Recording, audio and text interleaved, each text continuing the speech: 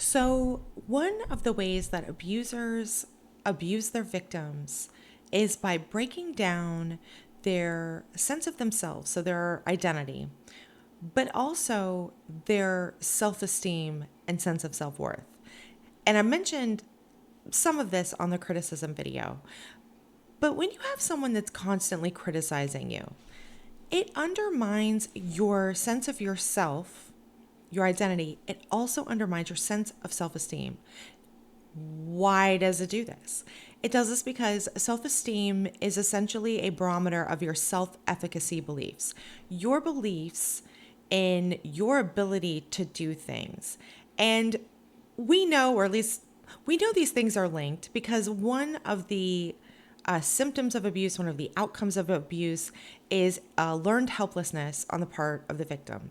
So when we're in this abuse dynamic, we start to believe that we don't know anything, can't do anything, and that we can't rescue ourselves. And so when you're in this like dyad, that's a cult of two, and the abuser has put themselves in the one up position and the victims in the one down position, in that cult of two, you kind of have to deprogram yourself from everything the abuser has told you is true. Lies. Everything the abuser has told you is true. Everything the abuser is telling you about yourself. They are creating a false reality and reflecting it back to you. And the thing is, this is, they hijack normal human being things and relationship dynamics. So when we are building our sense of ourself, our identity, our capacities, our abilities, our skills, therefore our self efficacy and self esteem, self worth, we are doing that. It starts in childhood. The world, and particularly our parents, reflect back to us things about ourselves, and they're supposed to be an accurate toward the positive mirror, not a funhouse mirror, not I'm distorting you to yourself so that you think you look like a monster, but you call things out as a parent and you reflect them back to your children. Like, wow, I see you tried really hard on that. You're look at this incredible, thing you created. And so these little observations help reflect back to us as children kind of who we are and what we're good at. And that helps us start to form our identity. Now, I'm not a fan of parents dictating identity to their children, unless you're being extremely intentional about it. So that can get pretty tricky. But I know that when I'm talking to my son, I might reflect back to him because I want him to believe these things about himself. You're such a good scholar. I I love seeing you be a good athlete. Things like that. But in general, telling people things that aren't building and are more defining, you're getting into like territory, depending on what it is.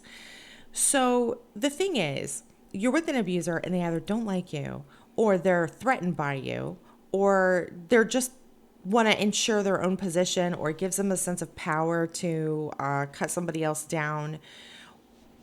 Whatever the behind the reason is, when they are destroying your sense of self-worth and self-esteem, they're telling you that you're bad, so that's the identity piece, and they're telling you you can't do things or that you're not good at them.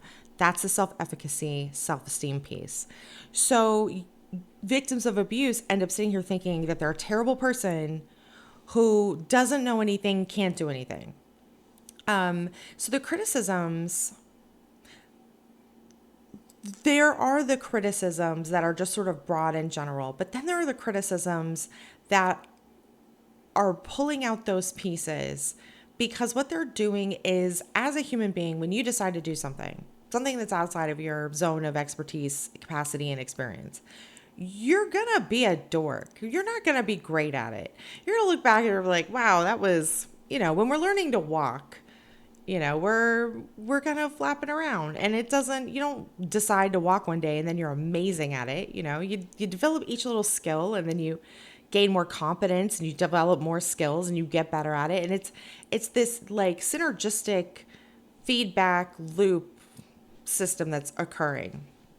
And what abusers do is they come into that loop and they tell you that they're bad or tell you that you're bad.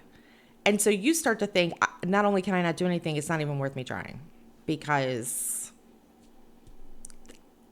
you're not getting any kind of positive feedback, positive support.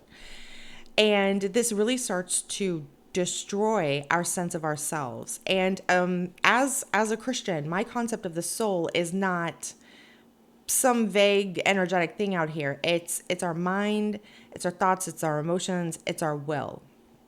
And so these are all the ineffable interior parts of ourselves that we kind of just dealt with in our bodies.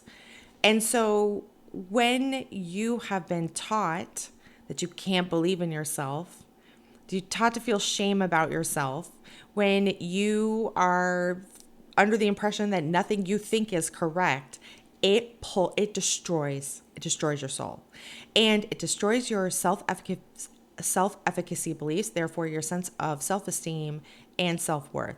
And I actually noticed something from attorneys that I've worked with, and then also as a mom and like particularly my son. So I noticed one of the most successful attorneys that I'd worked with, he would like move the bar on what his definition of success with a case was. So the bar might start off really high, but then as we got into the case and we started to realize what the problems are, because you don't know until you start to investigate, then he would move the bar for himself on whether or not he was doing a good job. And I saw him do it. I was like, well, that's interesting. Okay, flash forward. I'm a mom, I'm a parent, and my kid's learning to do things. And I'm not the way many abusive parents do.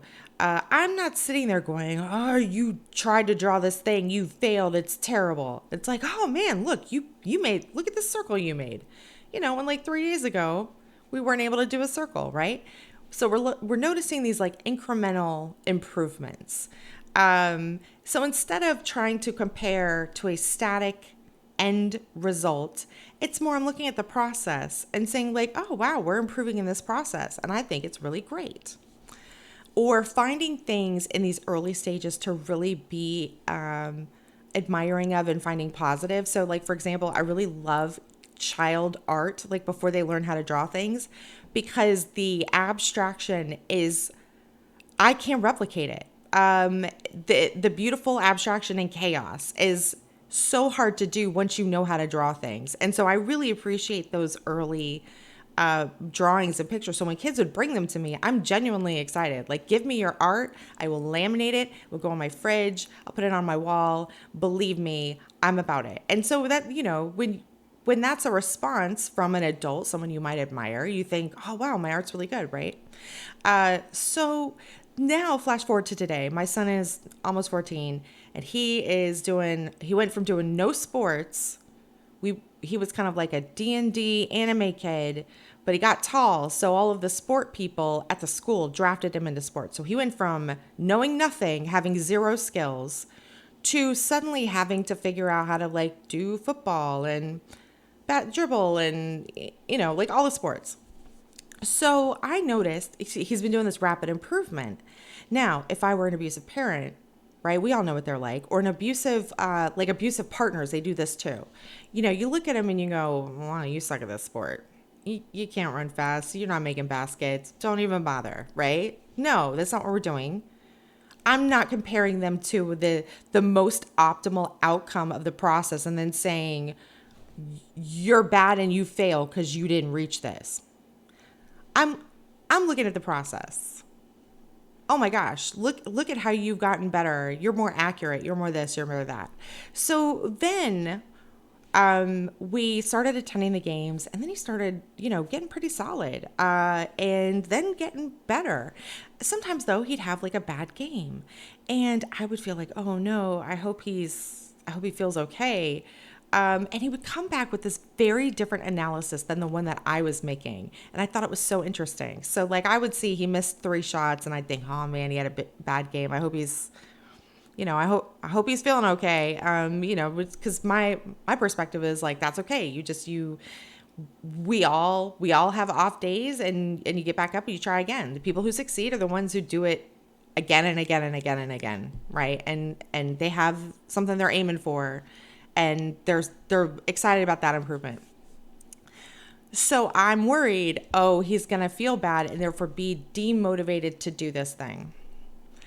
How about he comes off and he's like, yeah, he's like, okay, so I didn't make any of my shots, but like I only missed them by an inch, or it went in the basket and then it bounced out. And he said, he goes, like my accuracy has gotten so much better. And I sat there and I thought, yes, it has. And also, what a great way to think about how you are doing in your skills in life, because it wasn't inaccurate, but it also wasn't over castigating.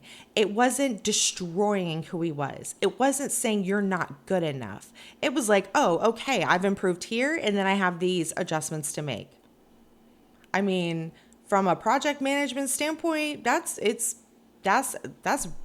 green flags, gold plus A star to me. Or so when we internalize the abuser's voice, whether it's our parents, a friend, partner, and they're telling us terrible things about ourselves. First of all, they're comparing you to an end product, and then going, well, you not only an end product, but the most optimal end product there ever could be. And then they're saying, well, you suck and you fail because you didn't do this, right? And then they're going to stand on, well, it's accurate. I'm just telling the truth. Blah, blah, blah. Fuck all of them. Just fuck all of that. Absolutely not. So instead, we want to be looking at the process, how we are improving the process. The race we're running is with ourselves. Are we doing better? Do we get back up? Do we do it again? When we're rewriting our inner mind from the voice of the abuser, we're often so harsh with ourselves. And so it can help to look at how, because victims of abuse are often so nice and kind and gracious to other people, even the abuser, especially the abuser. And so if you listen to how you talk to other people, how you think about how they're doing, how you conceptualize their process and progress, and then just use that as a compare contrast with how you speak to yourself, and then maybe borrow that and turn it in your own direction. I'm a big fan of victims of abuse looking at resources for parents, because how you're supposed to correctly parent a child is so indicative of how we should be parenting ourselves, coaching ourselves, not from a place of negativity and criticism. Like, accurate feedback, yes, but in context, and also understanding, where we're doing great and where we have room for improvement, right? And again, I don't take anything off the table, so I'm not saying you never castigate yourself. Like, sometimes we do something very wrong, and we should come back to ourselves and think, I did a terrible thing, and I need to sit with this and deal with it.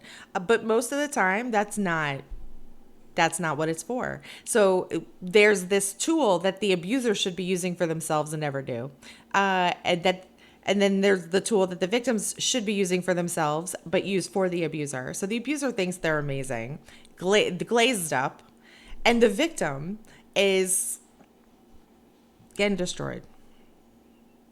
Anyway, we don't want that. We want to be in a place where we're looking at ourselves accurately, but also with compassion, with love and care and kindness. Because if you're a victim of abuse, that's probably who you are. And so to do that for everyone but yourself is to not be who you are. Anyway, I hope this makes sense, and I'll talk to you next time.